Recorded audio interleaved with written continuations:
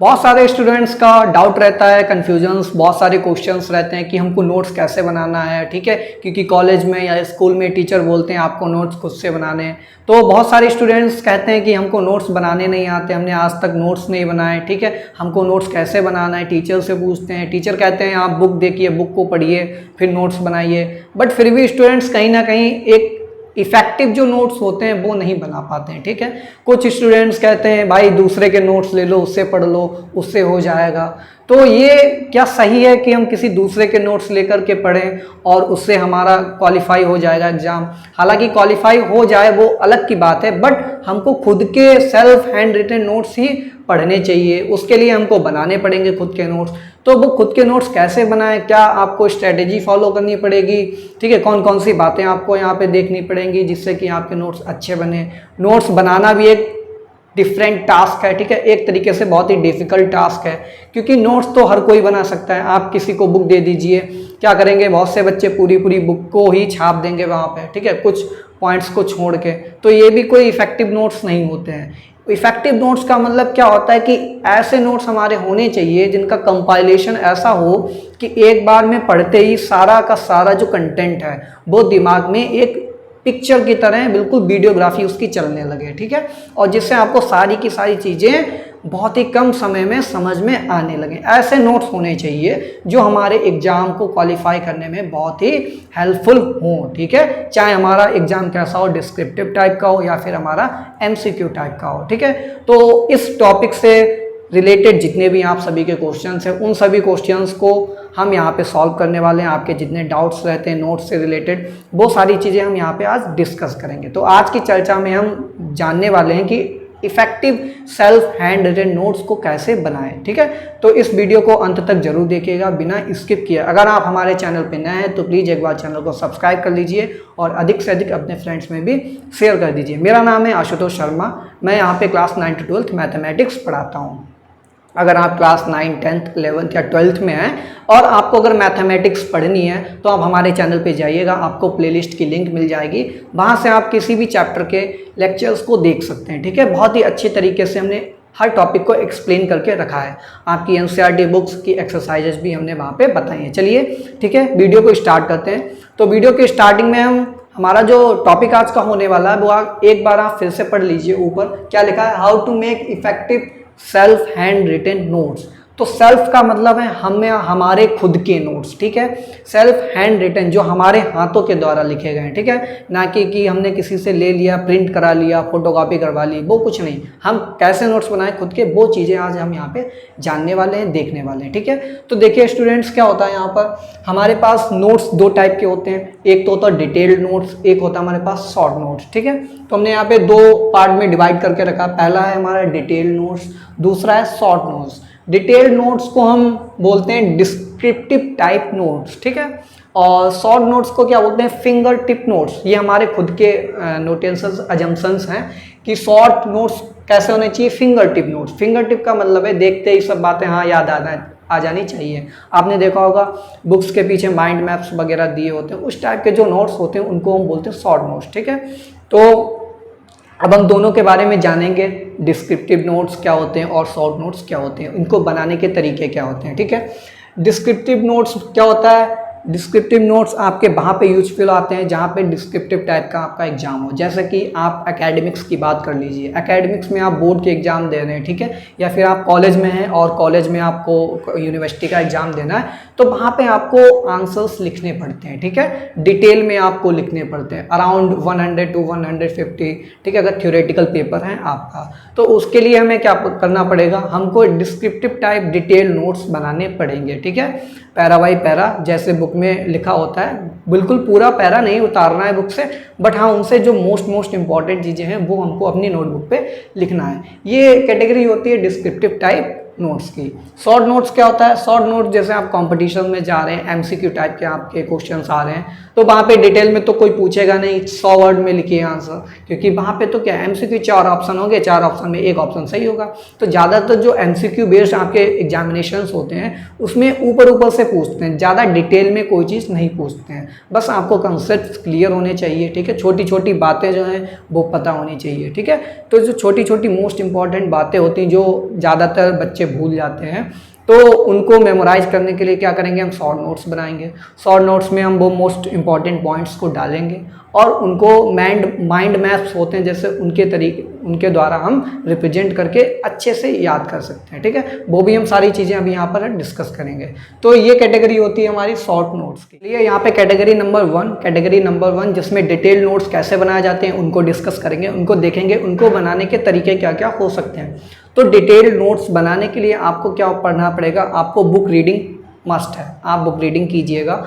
Book reading करने के बाद आपने सपोज दैट कोई भी एक चैप्टर उठाया, चैप्टर का नेम डालिए पेज पे, ठीक है, फ्रंट पे पेज पे बड़ा बड़ा डाल दीजिए चैप्टर का नेम। फिर आपको क्या करना है, उसके नीचे चैप्टर का डिस्क्रिप्शन देना, जो आपका नेम है उसके बारे में ब्रीफ में आपको लिखना है, वो नेम हमारा क्या यहाँ पे डिफाइन करता है उसकी डेफिनेशन लिखिए, उससे रिलेटेड एग्जांपल्स को लिखिए। ठीक है, ब्रीफ डिस्क्रिप्शन आप दीजिए। ठीक है, फिर उसके बाद आप क्या करेंगे, आप चैप्टर के अंदर देखेंगे हमको कौन कौन से मेन टॉपिक्स को पढ़ने हैं। सपोज दैट आपके पास टोटल 5 टॉपिक्स हैं। ठीक है, तो आप टोटल 5 हेडिंग्स बनाएंगे अपनी। कितनी हेडिंग्स बनाएंगे, 5 हेडिंग्स बनाएंगे। अब आपने क्या किया, heading number 1 means topic number 1 आपने उठाया, हेडिंग डाली उसकी, उसके बाद आप उसके नीचे सब हेडिंग्स डालेंगे। ठीक है, जैसे सपोज दैट आप सेट थ्योरी पढ़ रहे हैं मैथमेटिक्स में, तो आप क्या करेंगे, आप सेट की डेफिनेशन लिखेंगे, एग्जाम्पल्स लिखेंगे। उसके बाद आप क्या करेंगे, फिर आप topic number 1 types of set पढ़ेंगे, कितने टाइप्स के सेट होते हैं, उसके नीचे 1 2 3 4 5 सारे सेट्स लिखने हैं, उनकी डेफिनेशन लिखनी है, उनके एग्जाम्पल लिखने हैं। ठीक है, फिर उसके बाद आपने क्या देखा, टॉपिक के बाद आप सब हेडिंग्स डालेंगे, सब हेडिंग्स में कैटेगराइज करेंगे। सब हेडिंग में कैटेगराइज करने के बाद आपने देखा कि हमारा जितना भी कंटेंट था बुक में, उनसे हमने मोस्ट इंपॉर्टेंट डेफिनेशंस और एग्जांपल्स को हमने अपने नोटबुक पे लिख लिया। उसके बाद आपको क्या करना है, आपको लगा कुछ यहाँ पे नोट पॉइंट्स हैं। ठीक है, कोरोलरी वगैरह आपको बुक में गिवन में रहती है, रिमार्क्स वगैरह दिए होते हैं, तो उन रिमार्क्स को आप जरूर लिखिएगा अपनी नोटबुक पे। आप फिर क्या करेंगे, नोट डालेंगे नीचे, नोट को आप ब्लैक पेन से हाईलाइट कर लीजिए, नोट पॉइंट्स लिख लीजिए। 3-4 नोट पॉइंट्स होते हैं हर टॉपिक के अंदर। आपका टॉपिक नंबर 1 कंप्लीट हो गया।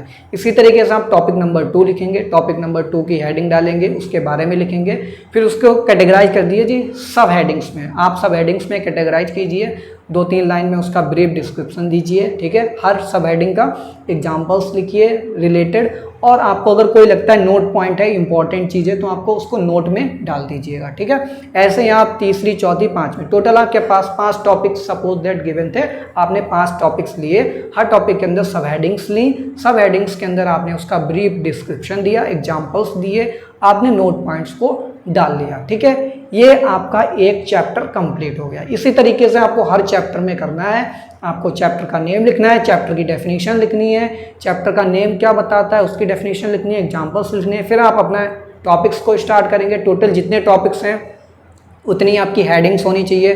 फिर उन हेडिंग्स के अंदर, उन टॉपिक्स के अंदर जो सब टॉपिक्स हैं उनको कैटेगराइज करके आप सब हेडिंग्स के अंदर लिखेंगे, उनकी डेफिनेशंस लिखेंगे, उनके एग्जांपल्स लिखेंगे।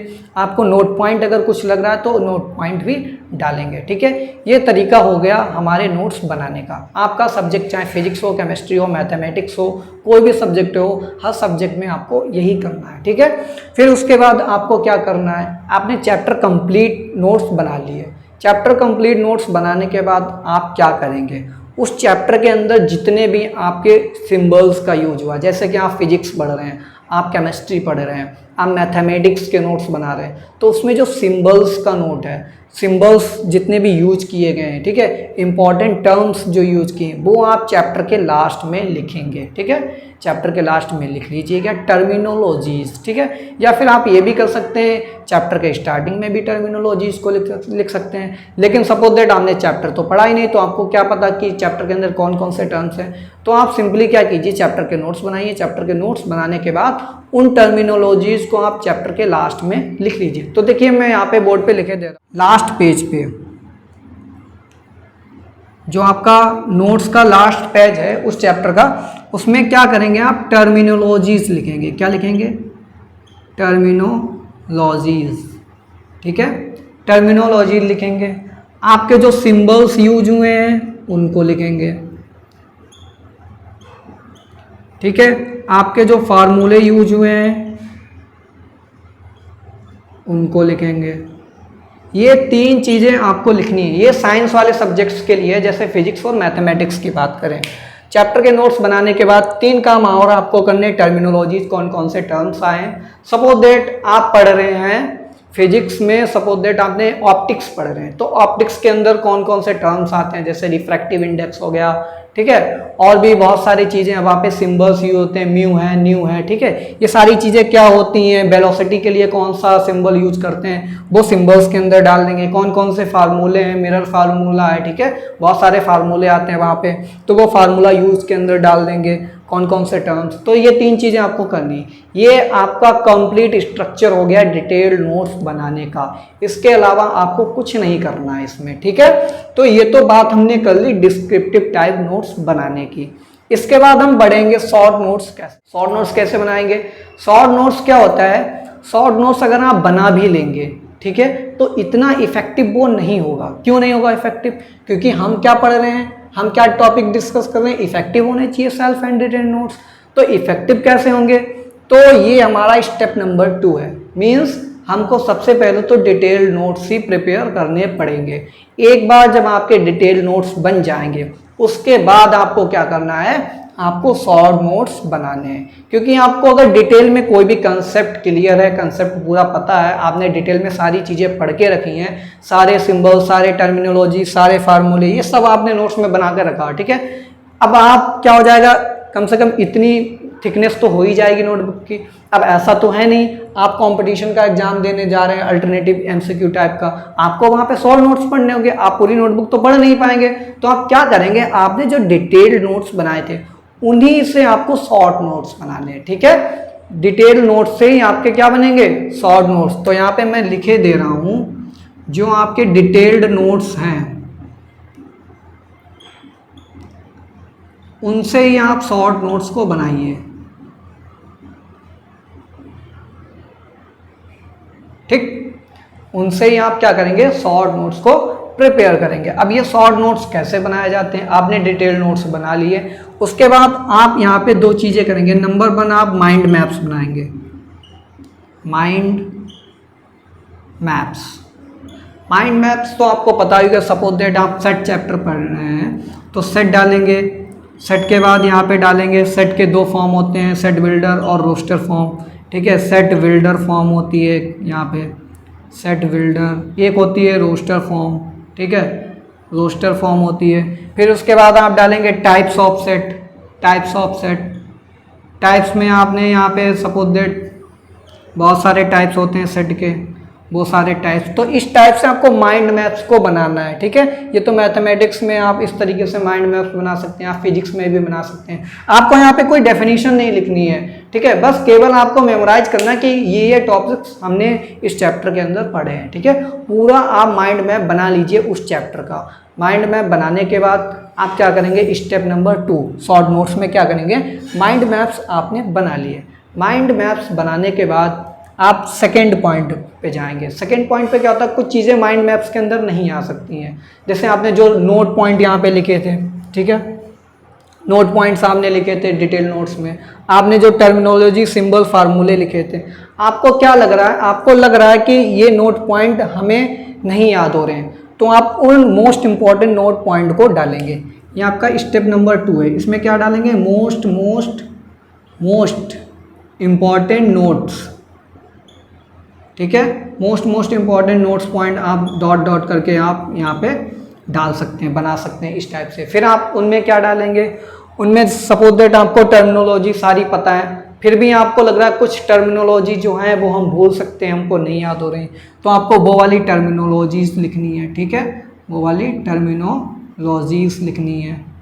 फिर आपको लग रहा है सिंबल्स तो हमको सब आते हैं, बट फिर भी मोस्ट इंपॉर्टेंट सिंबल्स जो ज़्यादातर बच्चे भूल सकते हैं वो भी हमको पता होना चाहिए, तो आप उन सिंबल्स को भी डाल सकते हैं। सब नहीं डालना है, जो आपको नहीं याद हो रहा, जो आपको मोस्ट इंपॉर्टेंट लग रहा है, केवल वही डालना है, ठीक है। फिर आपको फार्मूले, आपको सपोज दैट सब फार्मूले याद हैं, आप ट्रिग्नोमेट्री पढ़ रहे हैं, आपको तीनों आइडेंटिटी पता है, sine square plus cos square equal to 1, ठीक है, 1 + tan square equal to sec square x, आपको सारे आइडेंटिटी याद है। फिर भी उसके बाद आपने कुछ और एक्स्ट्रा आइडेंटिटीज टीचर ने पढ़ा दी होंगी, वो बच्चों को नहीं पता है, ज़्यादातर किसी से पूछो किसी को आती नहीं, तो आपको क्या लग रहा है, वो चीज़ें हमको पता होनी चाहिए, यानी कि वो आपके लिए मोस्ट इंपॉर्टेंट है, तो आप उनको भी डाल देंगे, ठीक है।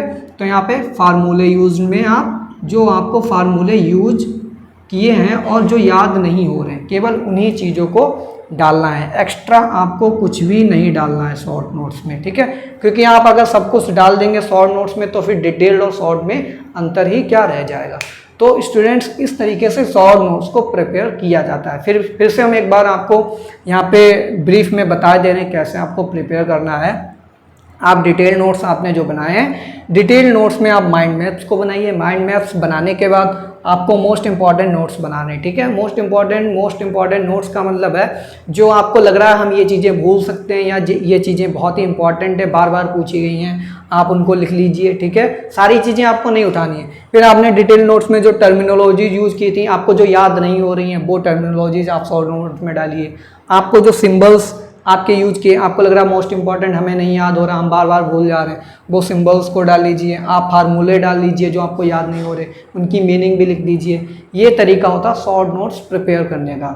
हम आपको स्क्रीन पे यहाँ पे दिखाई दे रहे हैं, आपको एक स्ट्रक्चर दिख रहा होगा, इसमें आप आसानी से देख पा रहे होंगे कि हमने किस तरीके से शॉर्ट नोट्स को प्रिपेयर किया है। यहाँ पे हमने आपके सामने एक शॉर्ट नोट्स का स्ट्रक्चर दिया है, किए हैं उनके। इस तरीके से आप ये जो स्टेप नंबर 2 है उनको यूज कर सकते हैं। माइंड मैप्स आप खुद से बना लीजिए, बहुत ही इजी होते हैं, ठीक है। जब आप डिटेल नोट्स, शॉर्ट नोट्स सब कुछ बना लेंगे, ठीक है, उसके बाद आपकी प्रिपरेशन इतनी बेस्ट हो जाएगी, इतना कॉन्फिडेंस हो जाएगा आपके अंदर कि आप चाहे एकेडमिक्स डिस्क्रिप्टिव टाइप एग्जामिनेशन को देने जाएं या फिर आप MCQ alternative types competition exams को देने जाएं, आप सब एग्ज़ाम्स को बीट कर पाएंगे आसानी से। ये स्ट्रेटजी होती है पढ़ने की। तो आपके द्वारा जो खुद के नोट्स बनाए गए हैं वो इम्पॉर्टेंट होता है, ना कि आप किसी और दूसरे के नोट्स ले लो, उनसे पढ़ लो। क्योंकि वो जो दूसरा बंदा नोट्स बनाएगा वो अपने हिसाब से बनाएगा, उसको जो इम्पोर्टेंट लगेगा वो नोट्स में डालेगा। सपोज दैट उसको कोई चीज़ इंपॉर्टेंट लग रही है, ठीक है, वो उसने डाल लिया। अब इजी वाली उसने सब चीज़ें क्या कर दी, लेफ्ट कर दी। बट आपको क्या है, आपको तो इजी वाली कुछ चीज़ें वो भी नहीं समझ में आ रही हैं, तो आपको क्या लग रहा है कि इसने जो डाला भाई पढ़ लो, बाकी सब छोड़ दो। तो आप तो उसके भरोसे बैठे रहेंगे तो आपका छूट जाएगा मोस्ट इंपॉर्टेंट पॉइंट्स जो होंगे आपके। तो आपको क्या आता है, आपको क्या नहीं आता, आपका क्या लेवल है, ये केवल आप ही जान सकते हैं, कोई दूसरा नहीं जान सकता है, ठीक है। हर स्टूडेंट का लेवल अपना अपना अलग होता है, आपका लेवल अलग होगा, ठीक है। माइंड की जो आपकी कैपेबिलिटी है हर स्टूडेंट की अलग होती है, आपकी कैपेबिलिटी अलग होती है। तो आप किसी दूसरे के नोट्स को मत बनाइए, किसी दूसरे के नोट्स को ना तो पढ़िए, आप खुद के नोट्स बनाइए। जब आप ये करने लगेंगे अभी से, अगर आप क्लास 9th में, क्लास 10th में, ठीक है, अगर आप अभी से ये प्रैक्टिस हैबिचुअल बन जाएंगे नोट्स बनाने को, इसके बाद आपको सारी चीज़ें ईजी लगने लगेंगी, ठीक है। क्योंकि 80% आपका जो डिस्क्रिप्टिव एग्जामिनेशन होता है वो आपका नोट्स बनाने में ही क्लियर हो जाता है। क्योंकि आप अगर वो चीज़ें लिख रहे हैं अपनी नोटबुक पे तो कम से कम दिमाग में तो जाएगा हम क्या चीज़ें लिख रहे हैं। तो आप एग्जामिनेशन के टाइम पे ये नहीं होगा कभी भी कि आप कुछ भी ना लिख पाएँ, क्योंकि अगर आपने नोट्स बनाए हैं तो आप, मेरा इतना श्योरिटी है 50% आप बिना पढ़े ही आपको उसको हल कर सकते हैं। अगर आपने नोट्स बनाए हैं खुद के और आप रिवाइज कर रहे हैं उसको 2 से 3 टाइम्स, ठीक है, तो आप 80 to 90% आप एग्जैक्टली सब कुछ करके आ सकते हैं और आसानी से 90+ गेन कर सकते हैं, ठीक है। तो ये प्रॉपर मोस्ट इम्पॉर्टेंट स्ट्रैटेजी होती है आप किसी भी एग्जामिनेशन को बीट कर पाएँ, जिसमें मोस्ट इम्पॉर्टेंट क्रूशियल पॉइंट यही रहता कि नोट्स। सब बच्चे ज़्यादातर नोट्स के पीछे ही भागते हैं, नोट्स नहीं मिल रहे हमको, नोट्स नहीं मिल रहे, क्या पढ़ना है, ठीक है। तो अभी से हैबिचुअल हो जाइए नोट्स बनाने के लिए, डिटेल्ड बनाइए, डिटेल के बाद आप शॉर्ट नोट्स बनाइए। तो आई होप आपको आज का वीडियो अच्छा लगा होगा, आपको कुछ अच्छी चीज़ें यहाँ पे लगी होंगी, अच्छी बातें पता लगी होंगी, टिप्स स्ट्रैटेजी हमने आपको बताई किस तरीके से आपको पढ़ना है, ठीक है। और बुक रीडिंग मस्ट है, बुक रीडिंग आप जितना करेंगे उतना ही आपके लिए फ़ायदेमंद होगा, ठीक है। तो अगर आपको आज का हमारा ये वीडियो अच्छा लगा है तो प्लीज़ आपके जितने भी कलीग्स हैं, जितने भी फ्रेंड्स हैं, ठीक है, स्कूल या कॉलेज में जितने भी अदर स्टूडेंट्स जो आपके क्लास में हैं और क्लास में नहीं हैं, उन सबको ये वीडियो पहुंचाइए। क्योंकि हर स्टूडेंट को ज़रूरत है एक अच्छे नोट्स बनाने का, बट उनको नहीं पता होता है कैसे नोट्स बनाए जाते हैं। तो उनके लिए ये वीडियो मोस्ट इम्पॉर्टेंट और मोस्ट हेल्पफुल भी है। तो प्लीज़ आप इस वीडियो को अधिक से अधिक अपने फ्रेंड्स में ज़रूर शेयर कीजिए।